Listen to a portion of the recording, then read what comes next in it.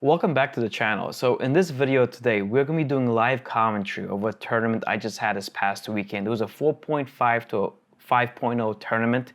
I had a whole bunch of matches. We're going to be looking at all of those matches today. Well, some today, some maybe in a future video. But before we get into that, I'm going to go through a little bit of an intro to kind of explain how the tournament went and then what paddle I used. While I do talk, I'm going to show you guys one of the games that occurred during the tournament. Now, it wasn't an official game. This was just a game that was happening in between the rounds as we were waiting. So it's just a friendly game. But I'm going to have it being shown on the screen just to keep you guys entertained in case I am not. So let's pick up from my last video. My last major video, I kind of spoke about the fact this was like early December, maybe like the second week of December. I kind of spoke about the fact that I'm going away for a few weeks to Germany. And I'll be coming back and I'll have a tournament coming up soon after. Well, during that time in Germany, I come to find out that the mod that I was using, right, the YOLO, it was going to be decommissioned, starting the summer of 2025. Now, even though I was still able to use it for this tournament, and I knew that players will be using it for this tournament, I decided to kind of look elsewhere. I figured, you know what, maybe this is the right time for me to look for a paddle that's not considered to be one of these ultra, power paddles. And while I was looking at some Discord, there's a couple Pickleball Discords out there. I noticed one player that I know that had used a bunch of power paddles, like the gearboxes, that was speaking about the dual paddle here, Dual the Berg, the new generation. He kind of spoke well about it, so I figured, you know what, let me just order it, see how it goes. So I came back, to the States. What was it? Oh, like maybe 10 days ago or so, and this paddle was waiting for me in the mail. I kind of picked it up, and then I tried to play as much as I can before the tournament, so I got a whole bunch of sessions in.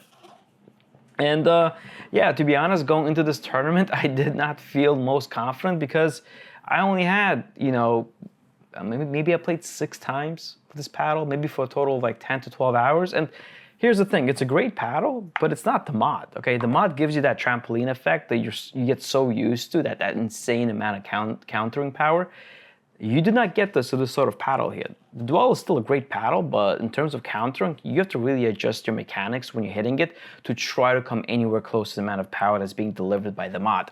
So that, and me knowing that players will be using the mod during this tournament, good players, I was coming in a little bit intimidated, especially because I wasn't playing, I would say, at the tippity top of my game. I was having good sessions, don't get me wrong, but I felt there was still there was space to improve on because I was still losing in some sort of hand battles that I just felt I wouldn't be losing normally and so forth. But anyhow, so the morning of this tournament, my partner Leo and we show up, and I mean, this is where the first thing kind of went wrong for us because we noticed a bunch of the players now division. So first of all, there's 8 teams, 2 pools. So 4 teams per each pool, round robin at first. That's a total of 3 matches. After that, the top 2 teams of every pool go into the playoffs, into the semifinals, okay? And then the finals. The vast majority of the teams that were in our tournament were actually practicing on these courts. And these are indoor lifetime courts. There was like 7 courts, and some of them were being used for another division. And we saw fellow competitors already practicing for 30 minutes, 45 minutes, because some of them were able to rent the court out. Some of them got there early. And my partner and I, Leo, we kind of just sat there not doing anything, just kind of like stretching and this and that. And well, we kind of got lucky because the first team that we played up against, they were in the same boat as us. They were also the only other team that could not get any court time to practice on. And believe it or not, we were only given 2 minutes of practice time before we had to start playing. That is it, okay? Now, maybe if I was, 16 years old again, 2 minutes is all I need, to kind of get into it. But, both Leo and I were in our 30s just to try to get remotely stretched out and kind of get our muscles flowing. 2 minutes is not enough. And naturally, it's going to affect the way you kind of play because if you're used to kind of serving big and driving big, you got to kind of like loosen up, right? You can't just hop on and start doing that, especially when it comes to playing a tournament. But that's kind of all I wanted to cover for the intro. We're going to hop into the matches. Now, here's the thing. The very first match against the team that I just told you that were also not warmed up, we're not going to look at the full game. I pulled out some of the points for it. We're going to look at those points. But the subsequent 2 matches that we will watch in this video, those we will watch in its entirety. So every single point. Now, let's hop onto the screen here and So as we look on screen, top right will always be the score. Our score will always be the first score on the left. So it doesn't matter if we're serving, receiving, our score will always be first on the left. This is how all the games are going to be filmed. So yes, one corner of the court will never really be visible. It's unfortunate, but that's just how much space we had going into this. Now, our opponents, they were the lowest duper opponents within our pool. I think on average, their duper was about 4.3, while everyone else we played against, on average, they were about 4.75. So, but again, none of us really had much of a warm-up, which was great for us as well. And like I said, it's not going to be every single point. It's going to be a compilation of the points. That way we can spend more time in the subsequent 2 games. With that being said, let's get going.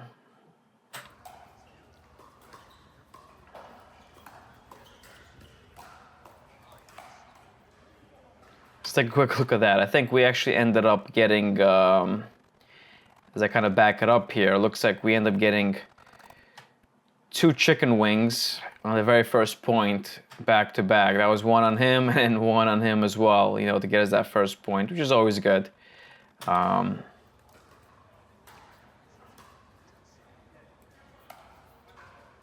Yeah, so that was also in.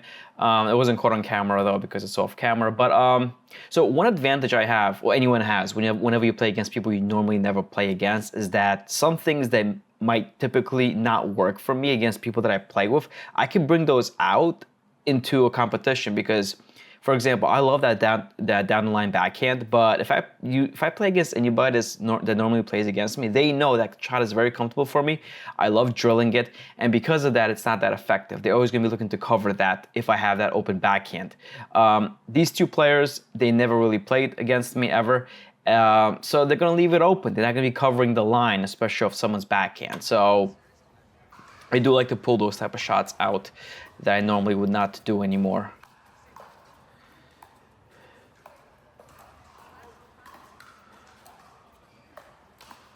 So this is definitely a messier point here. We're trying to get up.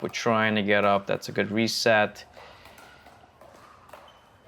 Yeah, so that ball was going out, the one that hit Leo in the body. We also kind of got gearboxed. So he's using the Gearbox Ultimate. That is a paddle that I used to use in the past. He definitely has quite a bit of pop there. There was, the mistake was right, here. We kind of, we did pretty well. We got up here. This right here should have just been a dink, right? But I tried speeding it up. It's a mistake. I sometimes tend to do this. I'm so far off that line. I'm willing to excuse it if I'm right on that line going for this into someone's backhand. But, I mean, what is this, like 4 feet off the line, trying to speed it up. It looks okay. It's clearing the net maybe by 5-6 inches. Not that bad. But because there's so much time, he's on top of it. Look at that counter. Boom, in front of his body. My response is not that great. I actually get caught off guard because of how much, how well that counter was. And then, I mean, maybe that would have stayed in. It's tough to tell. I mean, it might have even stayed in. Either way, that's my fault. You can even see my face there where I kind of grimace, Still up 2-0 here. So go into a little bit of a dink rally. Yeah, that guy, opponent over there tried to go for a little cross-court speed up. Probably too difficult of a shot to execute. Okay, good finish by Leo. So this is going to be a common theme that I got to criticize myself for. So as I'm coming in here, notice this block by me, right? It's a short block. That's not great. A lot of that is coming from the fact that I got so used to playing a foam paddle, such as the Mod, and before that, the Gearbox, where if I were to place my paddle, if I would try to counter any bit of that drive, it would sail out. So I'd have to get used to absorbing that to keep it in the court and deep. That's not the case with the Dwell paddle. I have to actually absorb less, and I have to get used to doing that because this was an issue throughout the tournament, I would say, where I'm giving people a little bit too easy of a way to get up. The drive wasn't even that great, to be honest, but because I'm so used to those foam paddles, it's a decent drive. But again, I could have had a better response there.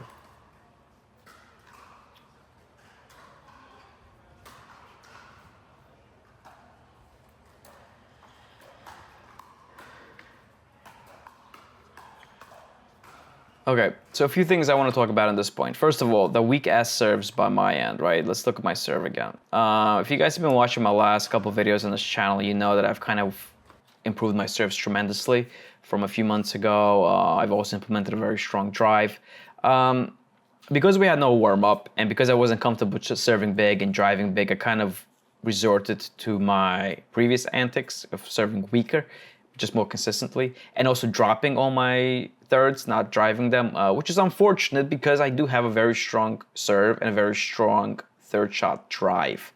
But I didn't pull them out for this tournament. I just wasn't fully comfortable doing so, and it sucks. And good thing for Leo. Leo stayed serving big and stayed driving the third very strongly. I did not, so I relied a lot more on my hand speed and my net play throughout the tournament, but not so much with my play at the baseline. Which again, you're gonna see this throughout the future matches. So I have to simply just get a bit more comfortable with serving, big and driving big in competition format. That's it. And I think just, a few more months I'll be there. So let's talk about Leo here. So another thing Leo and I need to work on is if we are in the, essentially no man's land over here, it's probably the case for a lot of players. The one-handed counters are very difficult to execute here, right? It's very tough to go strong if you're not resetting it and to be effective, right? So Leo goes for that one-hand counter. It simply gets attacked very easily.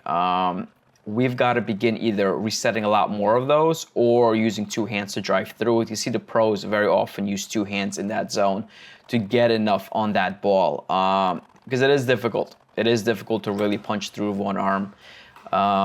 So it's something that needs to be worked on if we want to compete at that 5-0 level, in my opinion.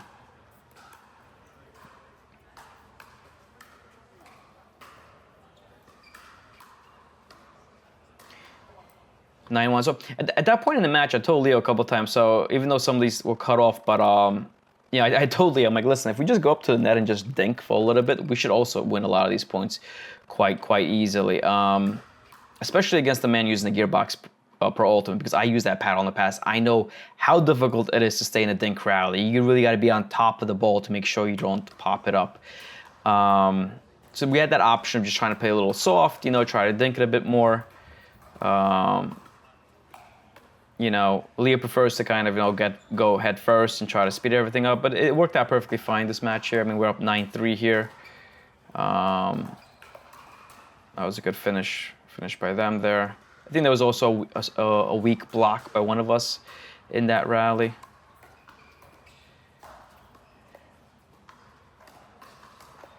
So here's a dink rally.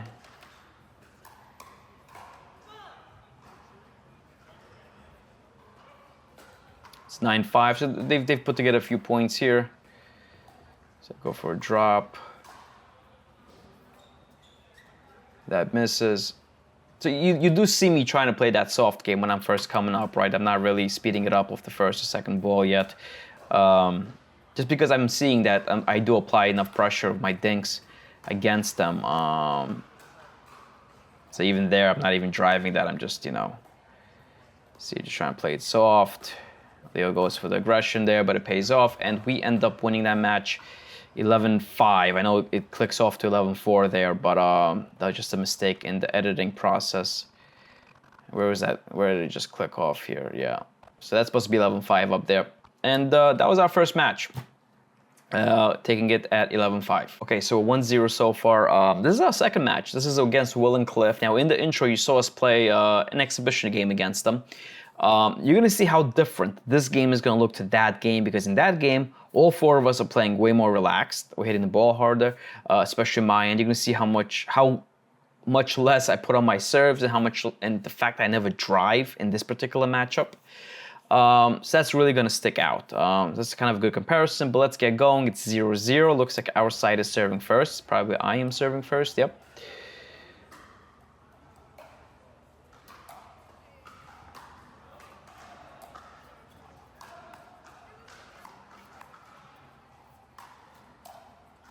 Yeah, tried to. I guess I just couldn't get that over. I'm actually going to put my headphones also on for this.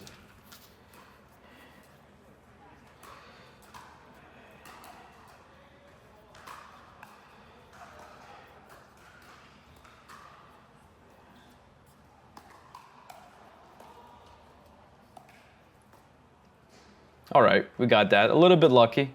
A little bit lucky there, but we'll take it.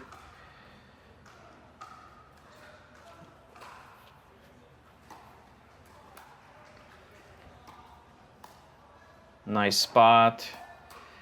And that was a great shot by me too, tagging the baseline there. So we're back at 0-0, out serve.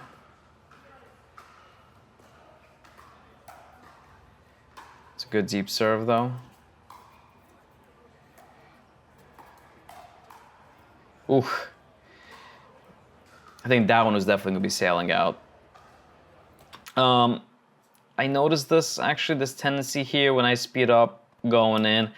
I tend to actually go cross court, as you can see here. I've got to fix that. I've got to, by instinct, go at the person at the net. Usually, I go first at the person at the net right in front of me, and then I go cross court, which also is not that great of a play, I would say. I still got to draw the person in front of me. Because again, the ball just, ends up spending way more time in flying, before it gets to my opponents. I put quite a bit on that. We had the upper hand, but I just hit the wrong spot there. So still 0-0. Second server here.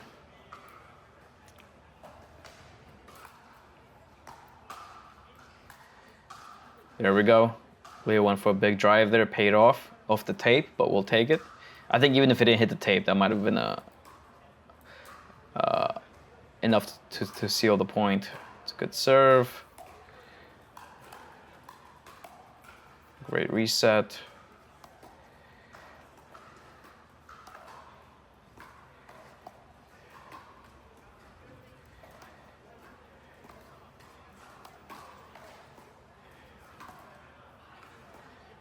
Yeah, this is looking good so far. Good spots.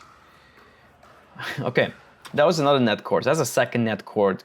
We'll keep track of how many net courts this match is going to have. Let's kind of dissect this. Everything kind of looked fine. Now, Leo grabbed, right, one of these last dinks. Now, normally that's not a bad play. Granted, I expected him to either take it back across court, right, back to Will here, or go inside out, which is a tougher shot, right, to switch the flow around. Speeding it up one hand, we do hit the net court there, which throws Will off. It paid off. Maybe just the fact that it's so unexpected, just speeding it up with one hand, maybe that would have worked no matter what. But definitely very risky, So we'll take it. We're at 2-0 here.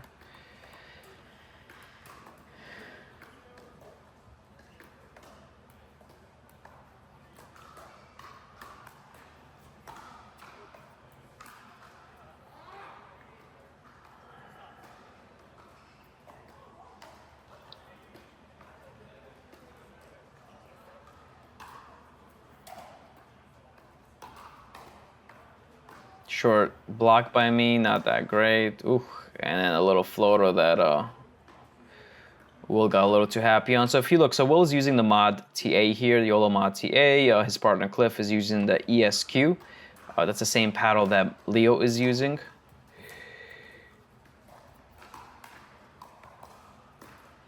Ooh, it's a net cord. Ooh, and that goes in our advantage. Leo had some great hands there. He had to defend against, I think, two pretty strong shots against him. So that was great hands by him. Back to 2-0.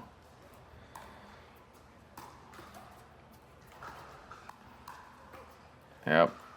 That was just perfectly played by us. So, I spoke about the fact that, because it's tournament competition, I'm a little, I'm not as comfortable driving. But what I am comfortable with, which you're going to see throughout this tournament, is coming in, and resetting the ball no matter what's in front of me. So I do a fairly decent job here with this reset here. And again, we work so well as a team, Leo and myself, because we're both comfortable moving in at around the same pace. I mean, look at us, right? We are both in line here. Is this a great reset by me? No, but again, I would say at the 4-5 level and 5 level plus, I mean, you're never going to have a great drop. You're never going to have a great reset. Everyone's going to be able to get enough aggression on it, and you have to just be comfortable going, facing that. And Leo does a great job. I mean, not just that, he actually ends up even, finding a great way to counter it by stepping into the shot, you know, and gets us the point. We went from, you know, being defensive to offensive just because, you know, we kind of dug out, you know, one or two resets there, and kept pushing forward, which is the right way to do it.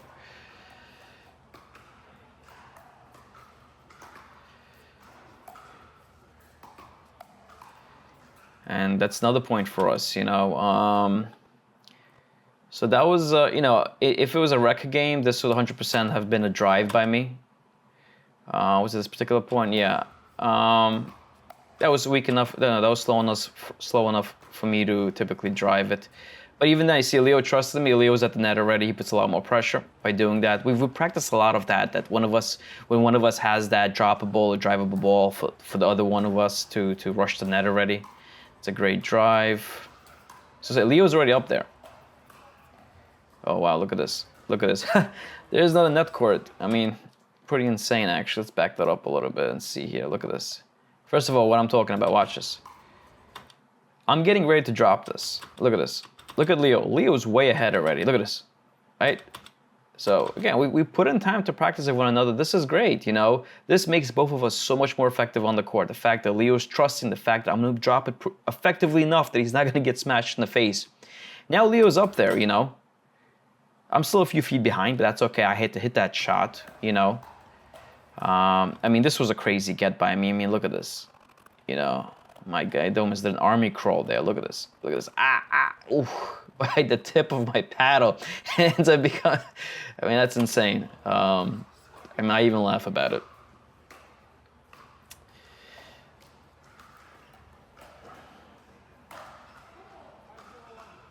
(5-0-1).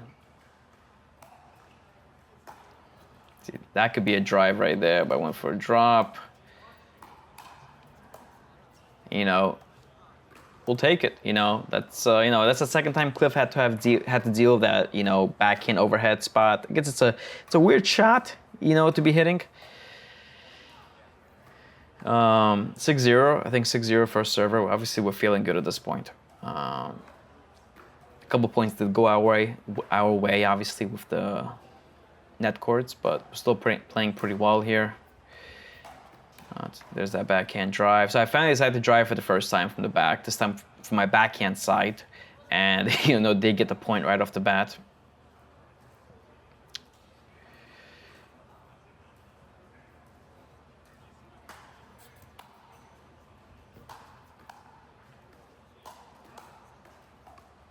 It's a nice little drop by me there. All right, so great move there by Cliff.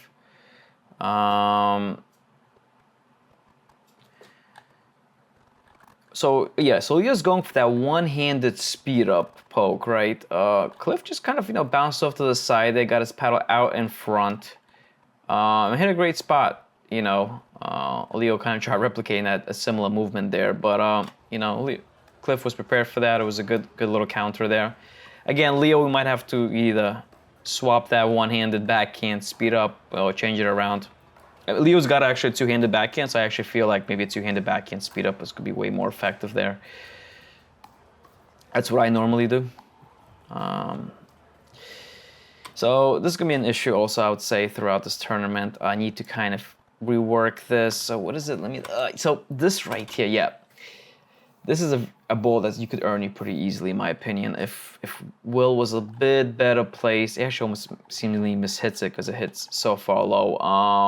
I've got to aim this a little bit more towards that middle of the court, not to give them a backhand that they could earn you with, right? It's way more difficult to earn you this with a forehand. You see the pros do it, but those guys are massive to be able to, you know, kind of go inside out, forehand earn you on the left-hand side.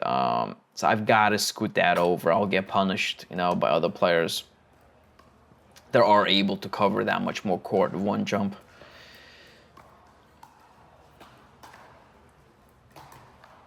It's a good drop. Yep. Okay. I think that might be their first point. Yep.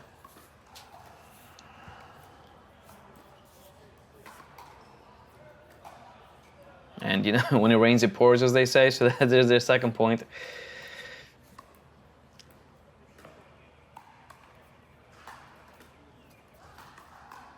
It's a good drive.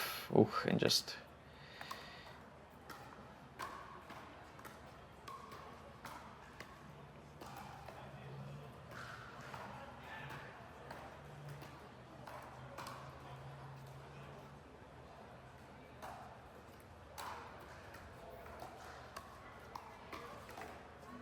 Good drop. See, I'm still working forward, still working up. Ooh, yeah, that was almost a repeat from the previous one. But this one, actually, this is Leo took this out of the...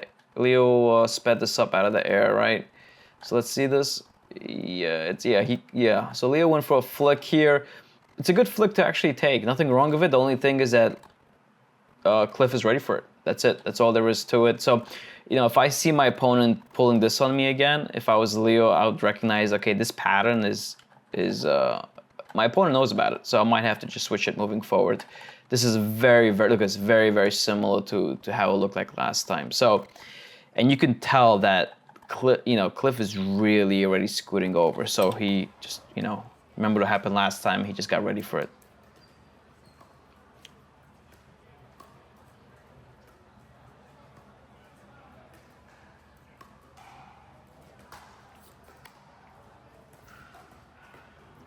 My drop. Nice. Okay, that felt good. You know, nothing better than being attacked a couple times and coming back on top on that point. So if we kind of look at this point here, right, so there's that first speed up at me, right to my forehand wing. Not a bad defense by me. You know, the ball doesn't... I'm losing a few frame rates there. But if you look, you know, I don't really pop it up that much. It's kind of coming down already, which is great. I mean, Cliff is actually hitting it, you know, right where his ribs are, which is great. He's not able to really punch it down. The second time I defend, same deal. A decent defense by me, you know. It could be better, but again, the ball's not popping up. I mean, it's coming back down already, you know, by the time it crosses the net. This time he's actually taking it from below the net. This is above my shoulder. I don't hit a great shot. It's not that fast, but I hit it down. Look at that. I hit it down and bam, that gets us our pop-up. And now Leo's smashing down on it, you know? So that worked out perfect, you know, defense-wise, and then us going into an aggression, you know? Yeah, that just feels great.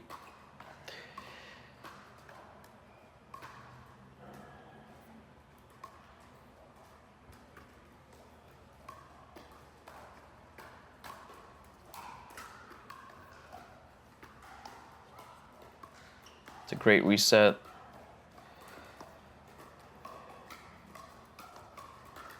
Yeah, I mean, you know, well, it just kind of popped that up, which, you know, a lot of that I will say is an issue playing with the mod paddle where, you know, sometimes it's going to betray you on these soft shots, right? So, because everything, I mean, look at this. Will's getting low. He's getting on the outside of the ball. Obviously, he's trying to spin it. You know, everything's great. His mechanics look great. Footwork looks great. But the mod is just a very poppy paddle. You know, all it takes is just to be a little bit off. Maybe he's, you know, the way his follow through might be a little too short, you know, in front of him, as opposed to going maybe a tiny bit more across to keep it lower, and that's it, you know. See Cliff kind of trying to repeat a similar process here in terms of the defense. Yeah, it's a tough thing with the mod. I mean, I used the mod myself for months on end, as you guys might see on my channel.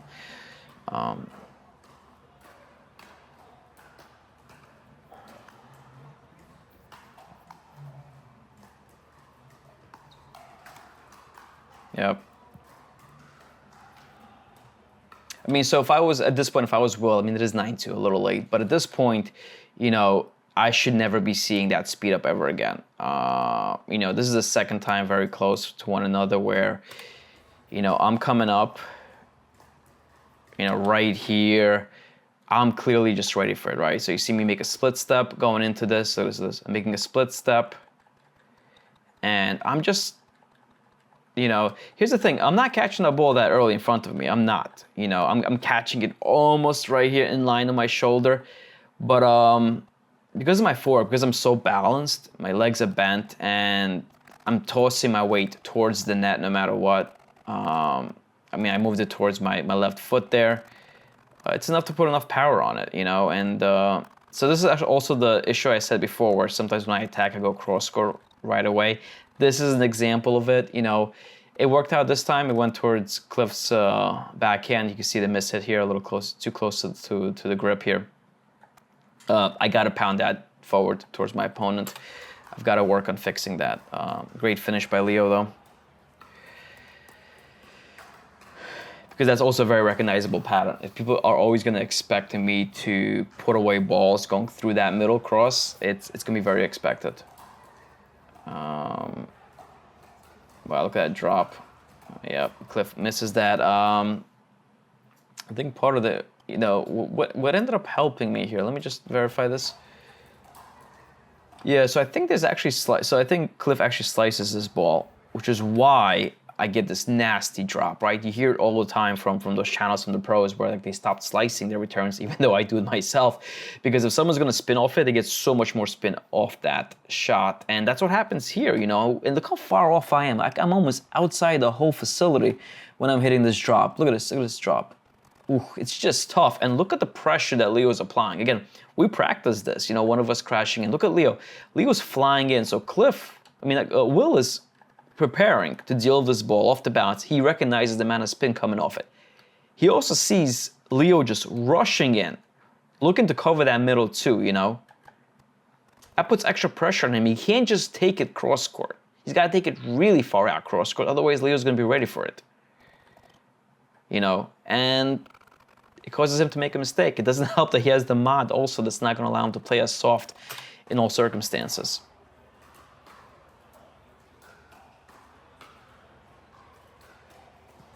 So here we are at 10-2. Nice drive.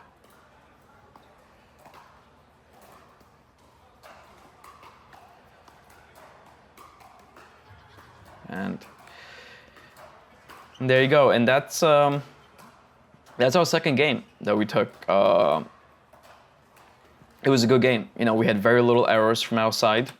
We both played very well. It was a dominating game. Both Will and Cliff are phenomenal players. A lot of it was decided, in my opinion, in the first couple points, where those kind of went our way and we kind of dug ourselves out from situations that we were down in. So psychologically, I think we might have just won that game just from the very beginning. Okay, so this is the third game of the day so far. Going into this, Leo and I, we are 2-0. Our opponents here, Andy and Jon, they're also 2-0. So we're essentially the top two teams within our pool. At this point in time, we're both guaranteed to go to the playoffs, so into the semifinals. So what we're actually playing for here is the seeding, right? Are we going to be seeded first? Or are we going to be seeded second? Going into pool play, because if we're seeded first, we'll be playing against a second seed from the other pool and vice versa. So you do want to come in as the first seed, since that should give you the easier matchup in the semifinals. Now, I'm going to say this much. This was a rough game for me. Probably the roughest game for me in this whole tournament in terms of how I played, and you guys are going to see what I'm talking about. The camera is pulled back a little bit. Well, it's a bit more of like a fish lens for this particular match. So you do see more of the baseline, but it might be a little bit more distorted. But let's get going. So Andy is serving first here. Their Duper's average is about 475. And let's go.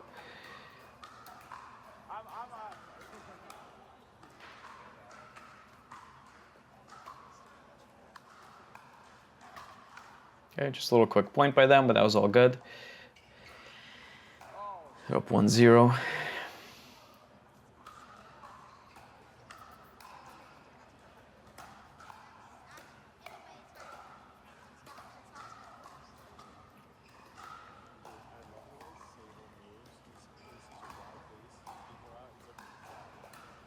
Okay, nice point. Okay, let's talk about a few things before we get going here.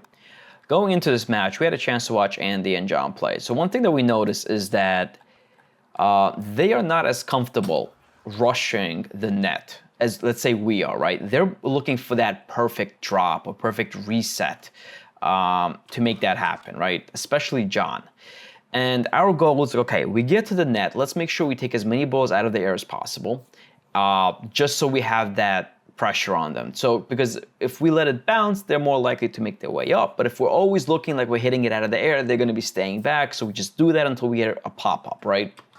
So that was one of our game plays. So we do, it does drop there. Notice, Andy's moving in, right, off that. Jon is still staying back, right? He's not even making an effort to come up. He's not comfortable yet. So there is that disconnect between them.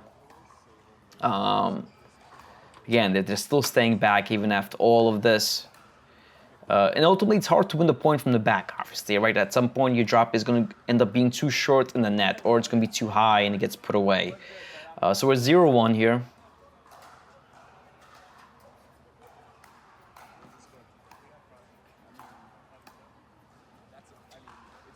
Nice, we're both up there. All right, so we tie it up, 1-1.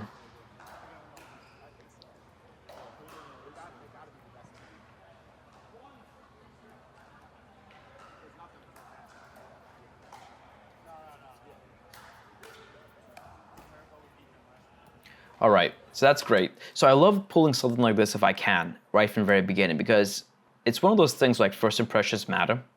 And, you know, so I serve, Leo's driving it. Notice I'm rushing forward already. Again, so we practice this.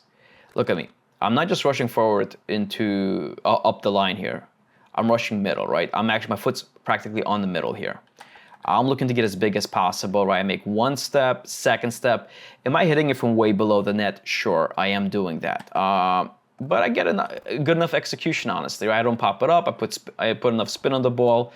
Leo, by the way, again, since we practice this, look at Leo. Leo's already moving to the left to guard that court because we're switched. So I don't have to worry about, hey, does Leo know what I'm doing, right? Leo's already going off to hold left. This takes our opponents off by surprise, obviously, right? Andy ends up missing that counter. And, you know, me doing what I just did ends up making Leo's drive way more effective because now, first of all, Leo has a great drive. Second of all, moving forward, when he's going to be driving, they're not just going to be blocking it straight ahead or just anywhere they want just by keeping it low. Because they know that, hey, Martin's going to look to crash off it. So that puts additional pressure on them to block well, which makes his drive better. You know, I mean, look at this. You know, I ended up winning this point off a block that honestly wasn't even that bad, right? Look where I was, right? It wasn't even that bad of a block. It was just short. It was just short and a little too slow. But directionally, it was not bad. I mean, you know. But again, it's one of those things that, you know, with that being said, I wish we kept that momentum going because you're going to see things, you know, soon enough switch around. But in the moment, that was great. Yeah, so as you can see, we have a massive pillar over here. Andy's actually, I think, one of the managers of this whole facility lifetime. I mean, I'm sure this guy's played enough times here to kind of know the best angles to be hitting because, yeah, there's no chance to get that overhead back, unfortunately. Look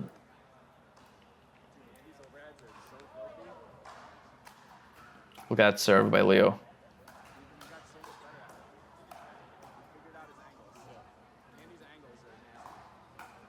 Nice, great point by us. And again, you see, again, Andy, Jon, if you guys are looking at this, you know, just kind of giving up the net to us. I mean, I think the point begins with, right, of them at the net. So to go from this position where we're fighting for the net to us getting the net, you know, you rarely ever see this, you know, even at the pro level.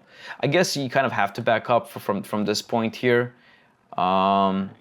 But in my opinion, I mean, this ball right here, I think both of them can be rushing in at this point, right? The moment I see this, if the Leo's paddle is not above his shoulder, it's over here. I mean, I think, you know, you got to be rushing in. Andy's got the right idea. He's actually in the right spot for this. I think, you know, Jon just needs to be a bit higher up there for them to be in line with one another.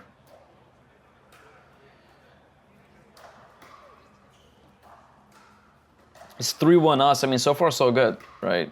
We're feeling great. Another great serve. Great reset. You know, Andy's playing great so far, honestly. That was a great poke by him. Took us by surprise. Oh, so, you know, going back, I remember when I criticized Leo's one-handed in that first match, right? We kind of sped the ball up from midcourt. You know, this is one of the other options. You know, I've also been working on this. You know, instead of trying to rip it from here with one hand, you know, just going for that reset. You know, not an easy shot, obviously, but in this case, it was perfect. You know.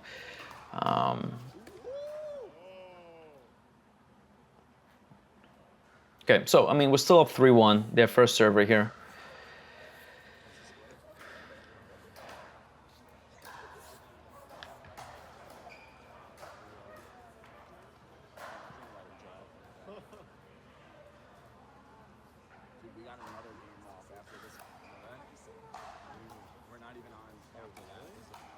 All right, so this was really ugly by me.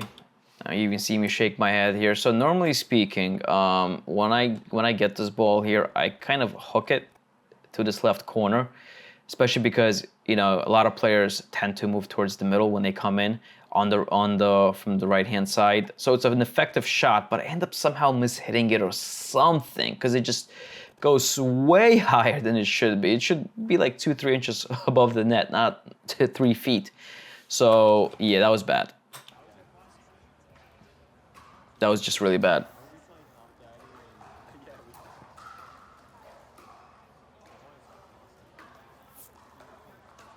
Yeah, so 3-3 now.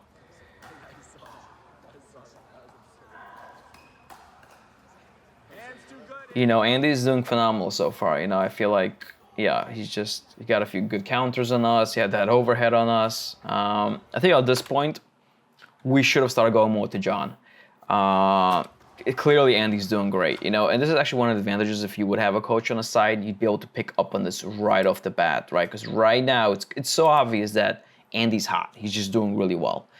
Jon is not seeing the ball as much, so we got to keep it away from Andy for the time being. So this is a very close repeat of the last time. I'm sorry if I'm pausing throughout the point here, right? So last time we saw this kind of happen. Notice how Andy's positioning is a little different than the first time around. He's not covering mid as much as he did before. So he is coming in with some maybe expectation that I'll go back there. I end up going inside out, which is a safer way of doing it. We go into this little dink rally here. So that goes out. Almost lost that, but they're still up 4-3.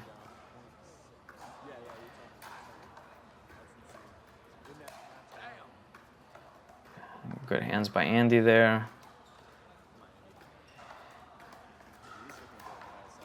Okay. So if you notice last point and also this point, Jon got the better of Leo in that hands battle. And if you look at my dink here, let's take a look at it for a second and try to see where Jon is hitting the shot from. It's obviously tough, but we can kind of see it's coming from below the net, slightly slightly going up, right? So it must be maybe just he took it from like maybe 2 inches below the net. So because you're gonna see this in a few other points too, including the prior one actually. Leo's feet are a little, so he's actually jumping up and backwards. And it's obviously very tough to have any countering power when you're jumping up and back. It's one thing if you're sliding off to the side and then countering, as opposed to jumping backwards. So Leo's being a little too reactive on that speed up, you know, which makes it way more effective. And this is, I would say, it's a very common problem with a lot of players where you know, if those backhand flicks towards them, where they tend to just overreact and jump backwards. I think in the very beginning when I started playing pickleball, that was also something I dealt with until you just kind of get used to being grounded on that particular shot. But that's something, you know, I'm definitely going to work, Leo and I are going to work on. Just to be a little bit more grounded on that particular shot, so we're not losing as much energy going backwards. Nice.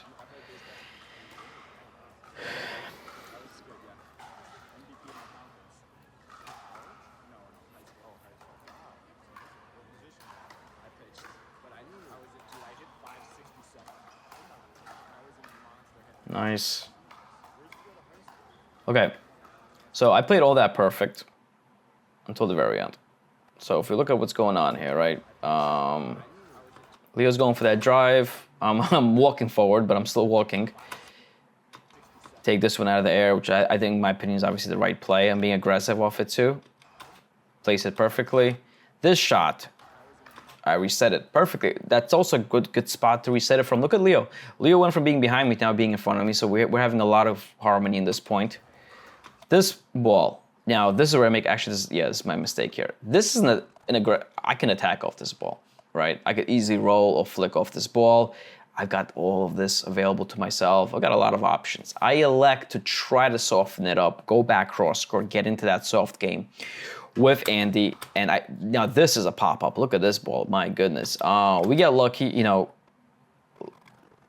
So the funny thing is, look at Leo's footwork here. He actually pops up less in this instance than he did in the previous point with Jon. Pops up less, which gives him more countering power, right? I mean, look, he's not jumping up as much and not jumping backwards as much. He's kind of scissoring in the same spot. Lets him have some more power on it. You know, forces Andy to hit another backhand there. So that was much better defense by Leo. Even though I made a big mistake.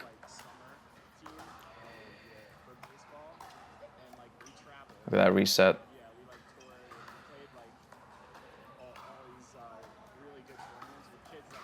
Yeah, you know, that's a shot I make very often in rec game, no problem. Massive miss, like 2 feet out.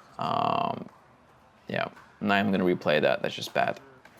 You know, when I said earlier that it's a tough game for me, I wasn't lying. There we go. It's a good drop. Ooh, look at that. Wow, great finish. I mean, you know, this is an example of, well, first of all, a couple things.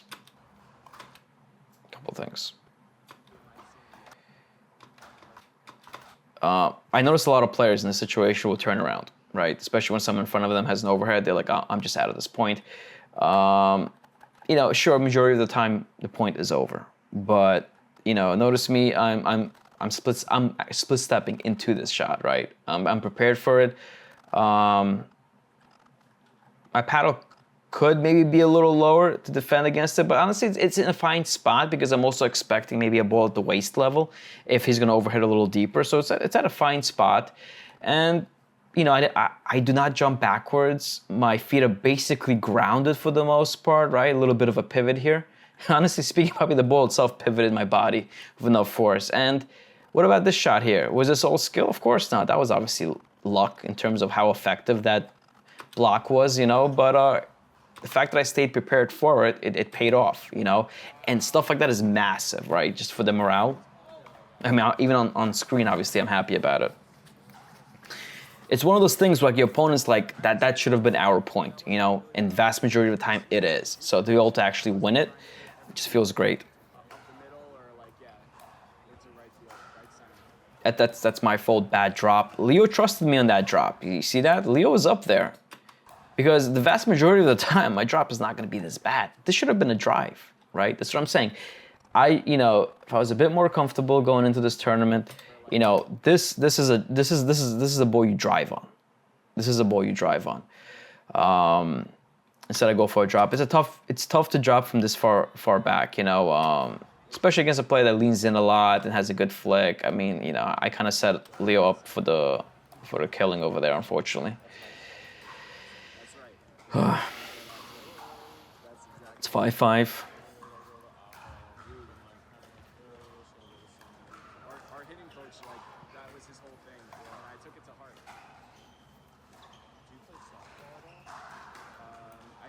Yeah.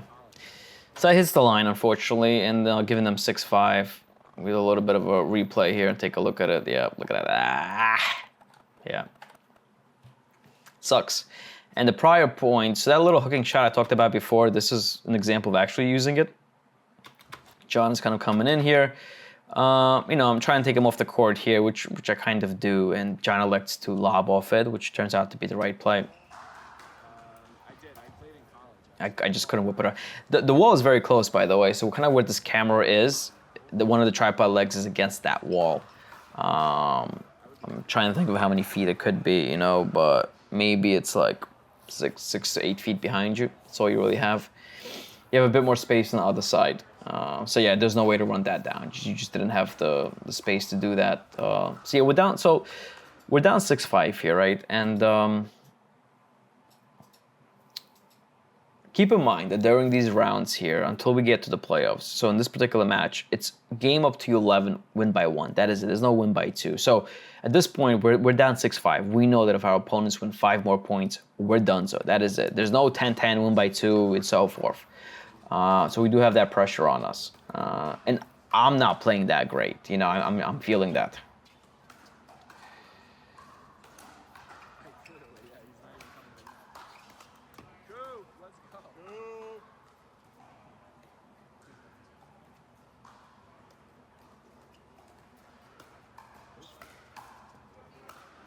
Yep.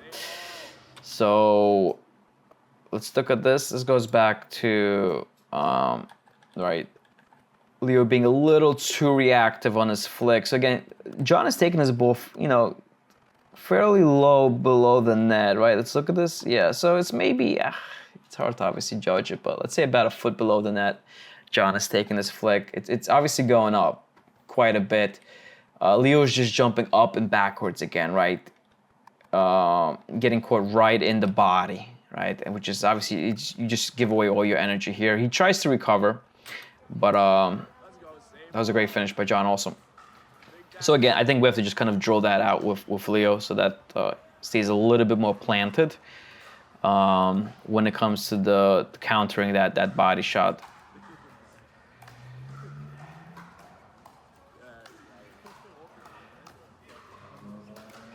That's a good little flick by Leo there. Nice.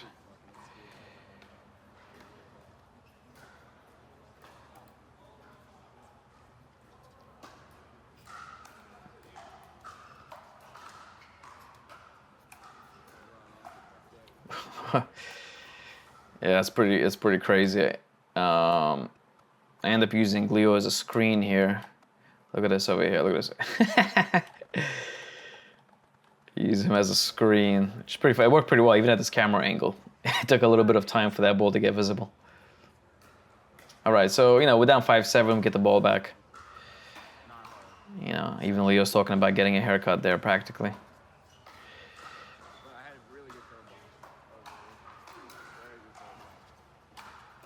Great drive. Whew, and look at that overhead. I mean, that's a big overhead for me to take. I mean, had I not taken that overhead, I mean, just think for a second, where would that overhead have dropped? Where would that ball have dropped? It probably would have been just maybe only a few inches in. I mean, I'm on top of that ball. Yeah, I think I lost it, my mistake. Yeah, so I'm on, you know, I'm looking to hit this ball. I'm in the middle between the volley zone and the baseline there, taking this overhead. So we could have let it drop, but in that case, they would have both been at the net, and then we have to find a way to drop and move forward. Taking the overhead was the right play. I hit a perfect overhead, middle of the court, deep. Points like that matter, you know, of kind of, you got to take that risk and go for the right shot, as difficult as it might be. And taking that deep overhead was definitely the right play there. So we're at 6-7 within 1 point. Ooh, so close there. All right, second server. Good return by Andy, very deep. Look at that poor serve by me, a little confusion by us.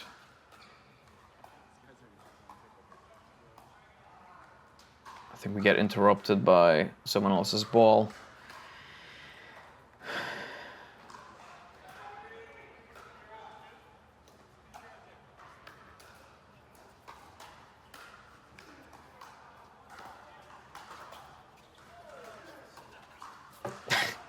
Yep, Andy ends up putting that ball away somehow.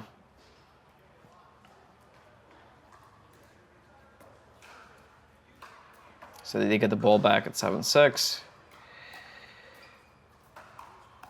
It's good. Yep. It's like when we stick to the plan, we're doing well, right? So again, in that case, you know, Andy's moving in, Jon is not moving in. You know, that's kind of what we saw initially. We should be able to have a good advantage of that, you know. But then we have all these errors in between, you know. Andy's getting these freaky shots off on us every now and then. We're still down, we're still down the whole point here. But second server.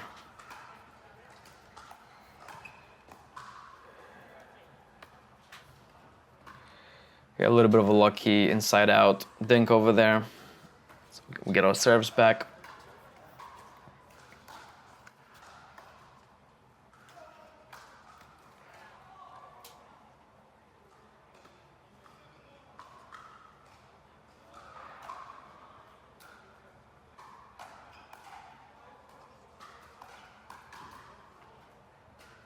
Just a little unlucky. Leo had it.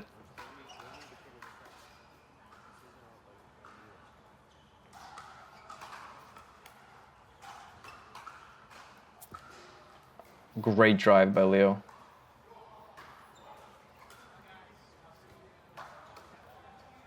Seven, 7, 7-7-2. So we're tied up.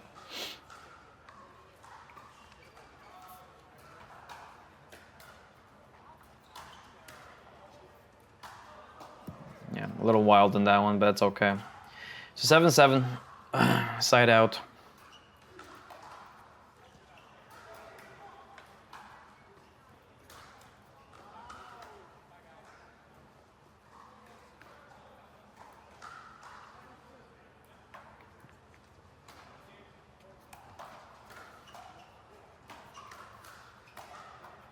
There's a deeper block by me. Okay, that's out. So at this point, actually, I remember turning to Leo and telling him, hey, let's focus on Jon. Jon missed the last 2 shots. He's seen less play this match. Let's focus on him. Now, we should have done this way before because clearly Andy was playing extremely well from the very beginning, just really consistent, getting all these crazy shots off on us. We should have been playing more to Jon, giving him more action. We only elected to do that now at 7-7 after seeing him miss those last 2 points. So 7-7-1. Great serve. You know, it pays off. That's 3 points that Jon has given us. You know, so Jon's also obviously in a little bit of a rough spot mentally here. I think we kind of reaffirmed that of one another. Like, okay, let's focus on Jon here.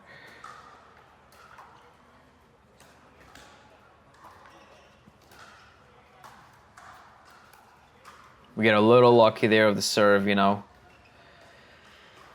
9-7, 9-7-1.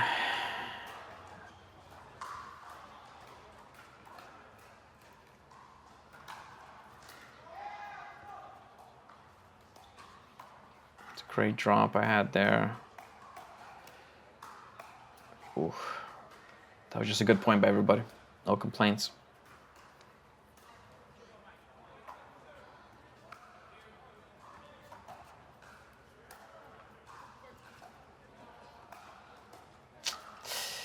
Yeah, you know, again, Andy's just playing well. Use that angle well. This is, you know, it would be good if I had a drive in this tournament that I could rely on instead. You know, if we just kind of work this point backwards here and look at this return, you know, I guess it's fine. I would have had to drive that of a backhand. I think, yeah, honestly, just my drops itself, which is not that great at that point, you know. The second one was worse than the first, so maybe I was just doomed to begin with. Yep, and you know, Andy continues to put in work on us here.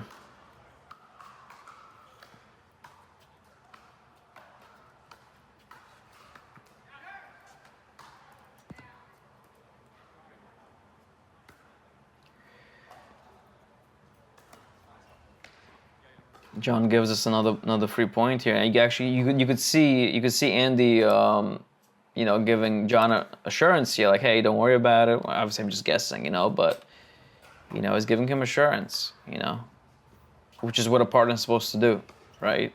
Which is exactly what a partner's supposed to do.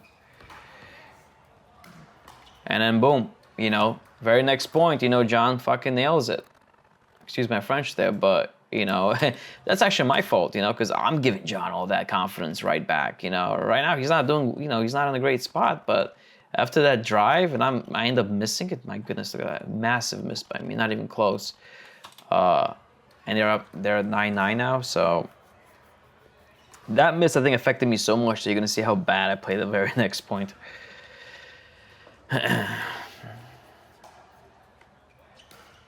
Good drive. Yep. Yep. So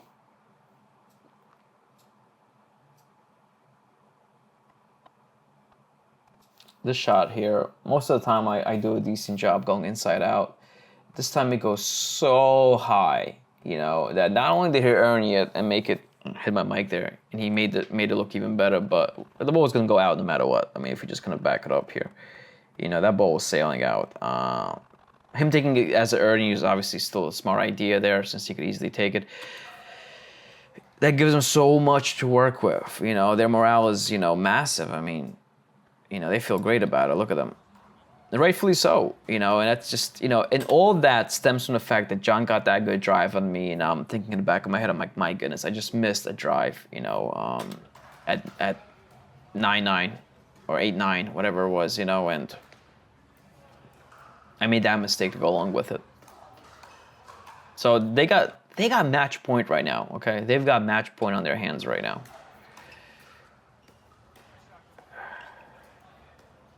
And this whole time, when I'm thinking in the back of my head, I'm like, man, I hope it's not going to sit there for Jon to flick it towards Leo. Because if I, you know, even if I landed a little too high and Jon Jon is clearly very comfortable with that flick, you know. So, you know, even if it's, you know, I know he's going to flick it even if it's very low, let alone if it's high, then he's really going to get a lot on it.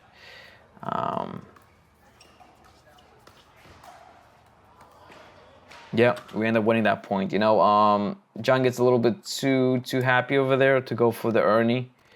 Can you Ernie this ball? It might be possible. Probably in most cases, not worth going for it. But, you know, we save that match point. It's actually side out, so that's a massive point to get back. That's a massive point for us to get back. So it's 9-10. Remember, it's just win by 1 at this point, right? So we're 2 points away from winning if we can do this. And boom, we get another point. You know, this time off a drive. You know, I drove that backhand. Was it a great drive? Yeah, probably not, because you usually drive it to the person running up at the net. Now, granted, Andy's playing fucking phenomenal this match. You know what I mean? So do you drive it to? Well, Andy's already up there to begin with. Look at this. Yeah, so it almost doesn't even matter because Andy's up there. You know, it's one thing if he's a few feet behind and that's when he's beating the ball, but he's actually at the same level as Jon already. You know, at the very least, I do target Jon's backhand here on this cross court backhand, and you know, Leo's in the right place. I mean, think about that. Imagine if Leo stayed back, right? Imagine if Leo stayed back throughout this whole drive of mine. Look where Jon's ball would have been. Jon was going to have a deep block. This ball was going to go deep. So if Leo was going to think in the back of his head, wow, this is a really important point. Let me play a little bit more carefully. And if Leo stayed back, well, guess what? Leo would have had to deal with a deep shot from Jon. Both of our opponents are up at the net, so we got to come up with a good drop, right? You know, things have looked so different. So of course in the back of Jon's mind, he's like, oh my goodness, I messed this up, you know? But it's more about the fact that Leo and I played that well. More importantly, Leo was where he was supposed to be for that moment. So again, Leo made my drive look way more effective than it actually was. So it's 10-10, that's it. We win this, we win the whole match.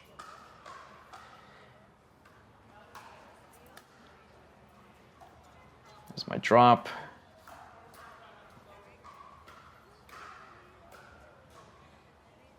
Okay. So you see me complain over there. Let's figure out what happened here. There's a little bit of drama here. I'm gonna take this back a little bit, and I'm also gonna. So before the tournament began, we read the rules obviously, and we were told that people from the stands are not allowed to help with any line calls. Okay, they're supposed to keep it to themselves. So that was told to us. if we look at this point here, unfortunately, I don't have enough quality nor the angle to see whether or not that ball was in. But notice first that Andy never looked at the ball, right? His face is obviously still facing forward. Jon might have been able to possibly look. It's hard to tell also, but he could have. But you'll notice right off the bat, Jon looks up towards the stand because the stand is right behind us. It's elevated. He's looking upwards. We're both looking upwards. That's because there was a guy up there who was just pointing like this right away. And I think he even said it that the ball was out. He verbally said it, plus he was pointing. And that's why Leo and I are both staring at this whole situation, because we just hit the shot. It's a very close call, right? Because if the ball was clearly out, we would have just like turned around and like, you know, knocked paddles. But we're both kind of like stunned, like what's the call? It's very close, you know? We're also seeing the guy in the stands kind of pointing that it's out. We're still unsure what our opponents are going to call it, you know? Even though Jon's looking at him, even though there's a guy literally saying that it's out, you can see that Andy and Jon kind of have a conversation with one another. Jon looks back at the person in the crowd to essentially verify that that call was out, you know, before they fully agree on it. And that's why I kind of say something out loud, just mentioning that, hey, there's someone in the crowd making calls. Now, I'm going to say this, and I'm not saying this because the ball was possibly in, but after the match, someone that we had previously played in the previous round had told me that ball was actually in. I'm not saying that it was in. All I'm saying is that the ball was close enough that I had one person telling me that it was in, and then there was someone else in the crowd saying that it was out. So clearly it was a very close call. So the fact that it was decided by, you know, someone just getting loud in the stands, it just sucked, especially at 10-10, right? That was our match point. And I think it's fair to say that, you know, neither Andy or Jon were able to kind of accurately tell what that ball was. Neither could we. You know, that's when we kind of sat there stunned, you know. I think if anything, if the guy in the stands was not pointing that it was out, we would have actually just walked up to the net expecting to, you know, tap paddles. Since, you know, we were unsure of what it was, we could see our opponents are not making a call. We would have just considered, okay, that ball was, you know, questionably in, let's say. But luckily, you know, well, right now we have second server. We're at second server, 10-10. In the back of my mind at this point, I'm like, okay, well, here's our last and final chance. If we give the ball up at 10-10, I mean, you know, if they score 1 point, we're done. So again, there's no win by 2 here. So we have to win this point. Go for my drop here. Gets us up.